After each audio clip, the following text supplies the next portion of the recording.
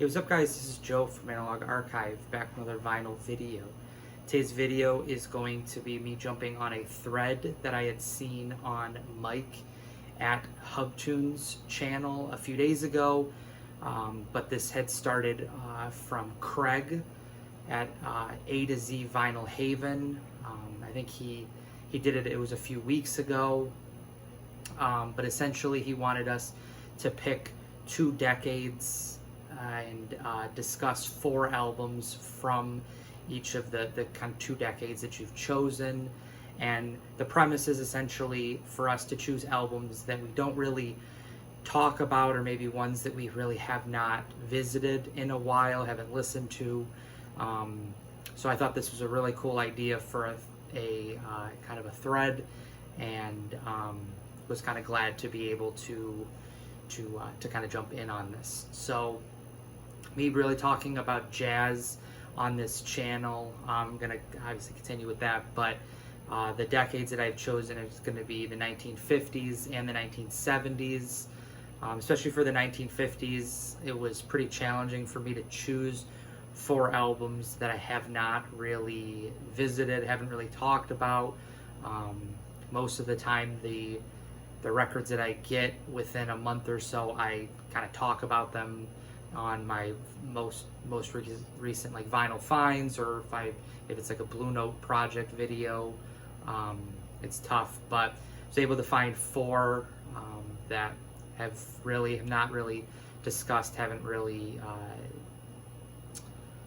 listened to in a while. So we'll get started with the 1950s.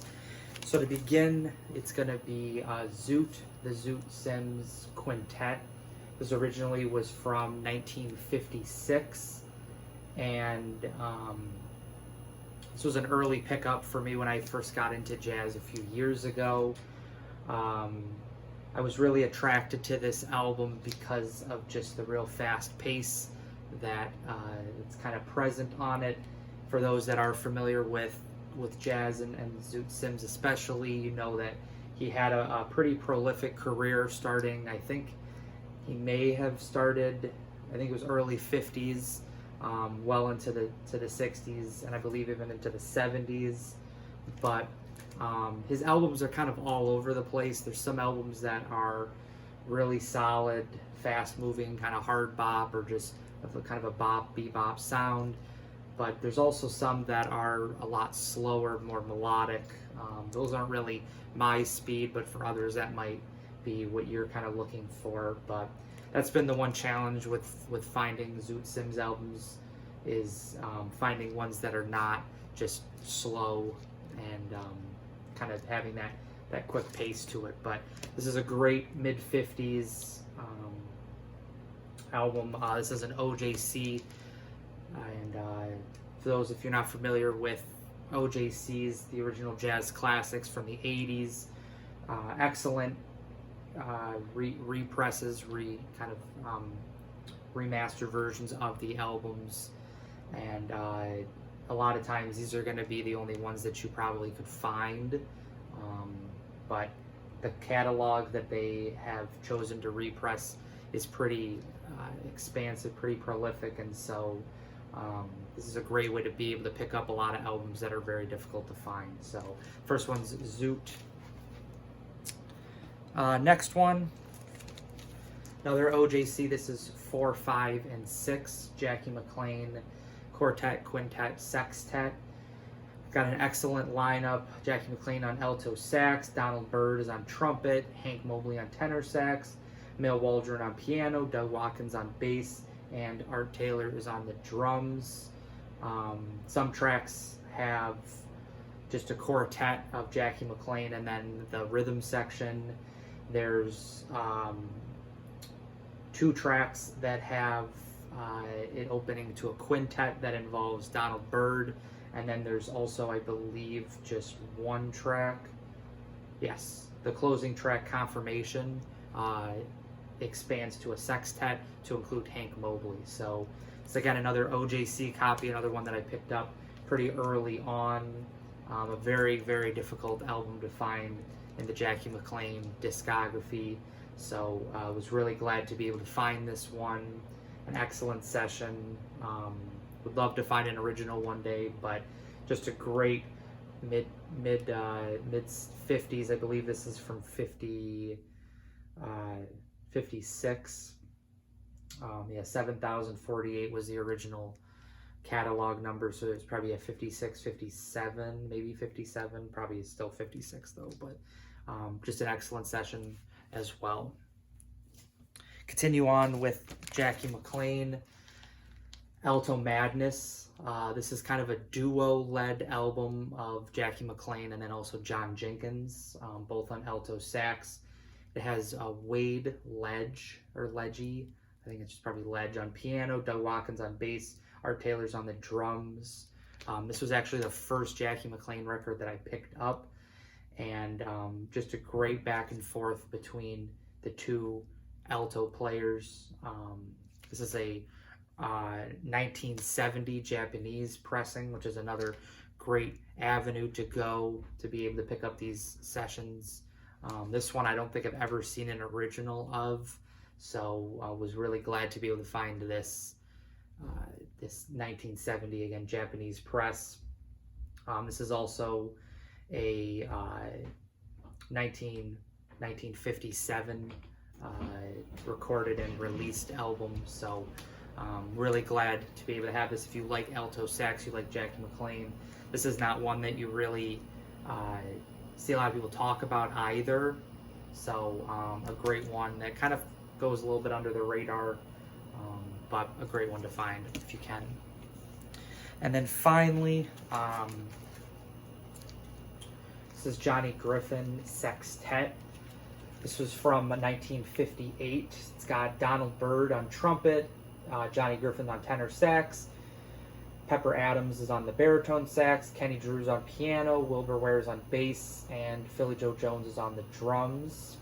And there's also one track that just features Johnny Griffin and then with just the rhythm section, but this is from February 1958.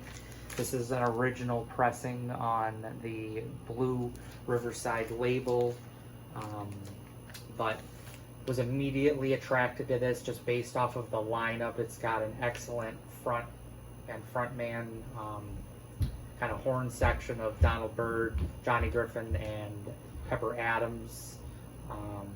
Great to kind of hear the three of them mesh to kind of come together, create this great sound, and was really glad to have seen this. This is a pickup from last summer, but one that I think I've only played once, so I need to kind of change that again. But an excellent session. Johnny Griffin is a player that had some sessions on Blue Note.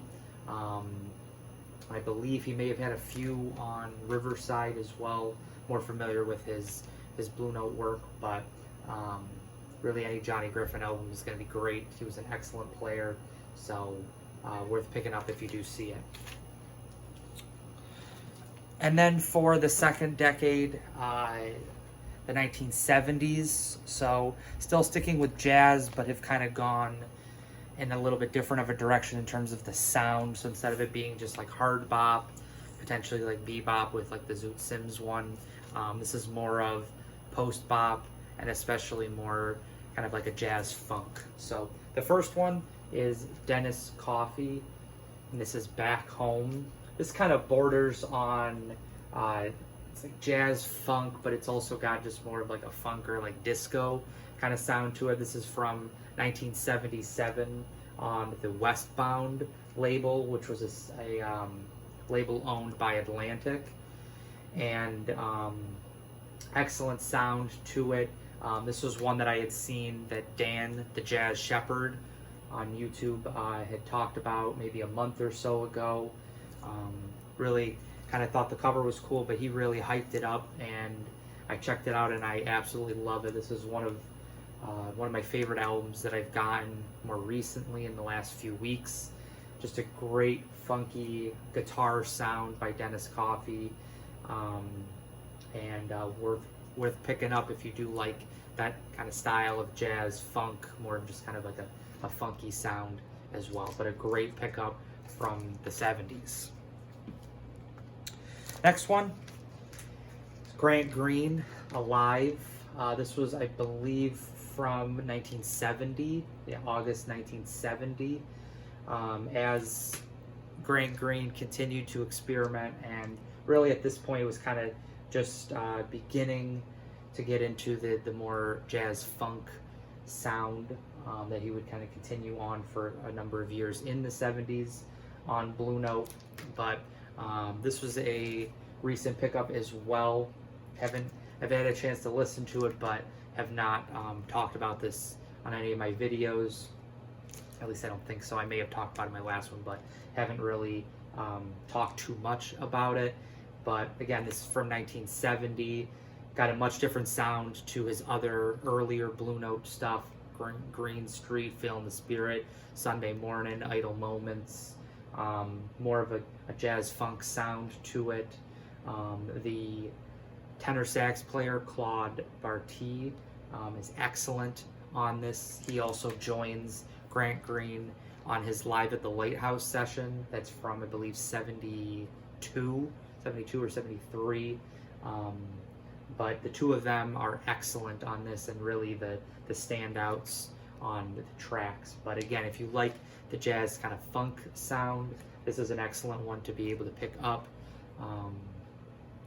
Grant Green was a master on his instrumental guitar, and his ability to be able to kind of change with the times and make this great album was something that was very impressive, and really glad to be able to get this. This is a Blue Note 80th anniversary pressing, so these are available. I got this one on Amazon just a few weeks ago, so as of then they're still available. It's like $20, $22, something like that, and well worth it to be able to get this great album. All right, as we continue, the last two are going to be, can't really talk about 70s jazz without talking about CTI, at least in my opinion.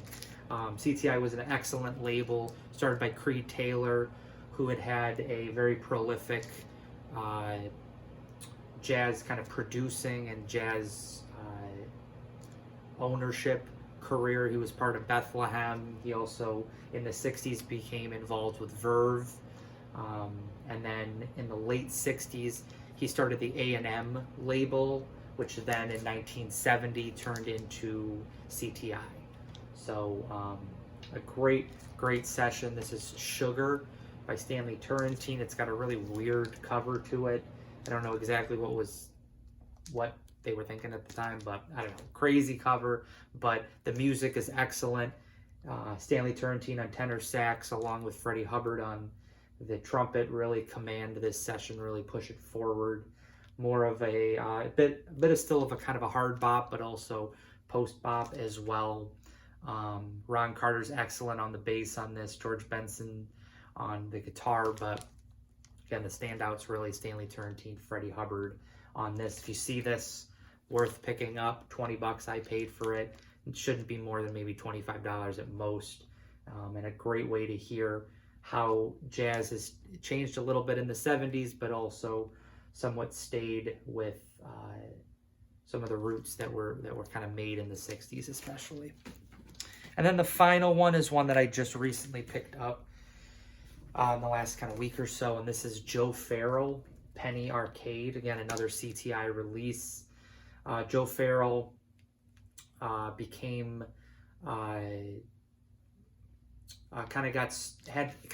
had a little bit slow start to his career. I was introduced to Joe Farrell through his sideman work on Dizzy Reese's 1962 album Asia Minor on the New Jazz label. Not terribly familiar with Joe Farrell overall, but really enjoyed his work on that Dizzy Reese album, and so kind of started looking at some of his leader work. Had quite a few albums on CTI in the 70s, including this one, Penny Arcade. This is from 1973. For those that maybe aren't familiar with the CTI label, this just a kind of classic yellow and mostly just like a yellow label. Usually these can be found pretty clean, as I said with the last one. Not going to be terribly expensive. Shouldn't be any more than maybe $20 or $25. This one was $15.